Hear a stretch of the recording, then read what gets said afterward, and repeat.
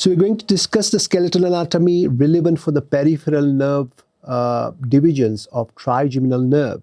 And we will discuss particularly the supraorbital, infraorbital, and the mental nerve block. These blocks are very useful for patients with trigeminal neuropathic pain or during the acute episode of trigeminal neuralgia, where you could block these peripheral nerves to reduce the intensity of pain.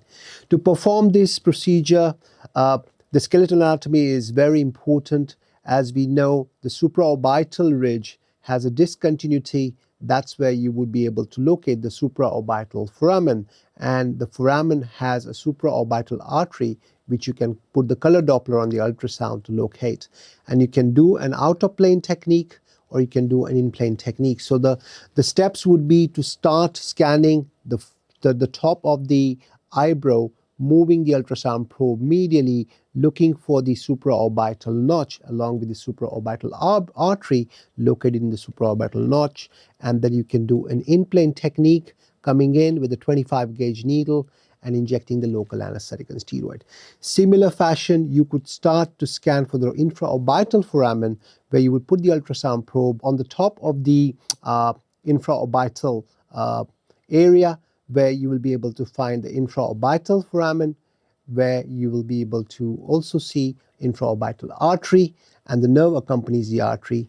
And the similar fashion, you can bring the needle in plane technique using the ultrasound guidance, targeting the infraorbital foramen.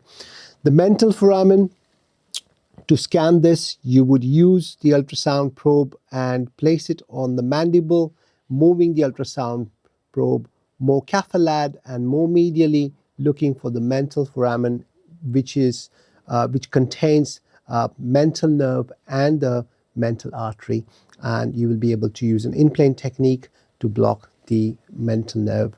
Thank you. We're going to talk about the peripheral branches of the trigeminal nerve. This will include supraorbital nerve, infraorbital nerve, and the mental nerve. To perform this block with the ultrasound guidance, we'll start with the supraorbital nerve.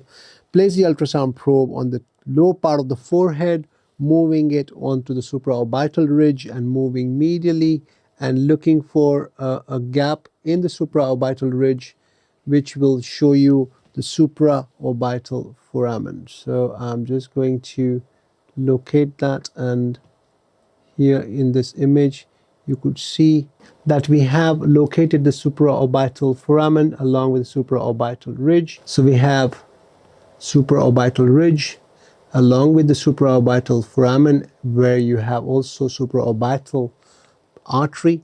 You can bring the needle in plane from lateral to medial and inject in the supraorbital foramen. This will be blocking the supraorbital nerve. So the needle position would be from lateral to medial, in plane technique, coming in and blocking for the supraorbital nerve. Similar fashion, you will place the ultrasound probe on the upper part of the maxilla, looking for the infraorbital rim, and which will also then depict the infraorbital foramen along with the infraorbital nerve and the artery.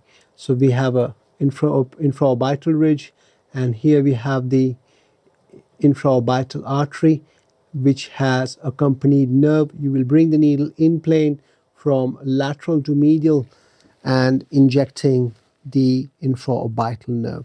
To perform the mental nerve block, the position of the probe would be on the top of the mandible, where you would then look for the alveolar margins. Along with that, you will move on down caudad, where you will be able to locate the mental artery accompanied by the nerve shown in this image, where we have the lower end of the mandible along with the mental artery and the mental nerve.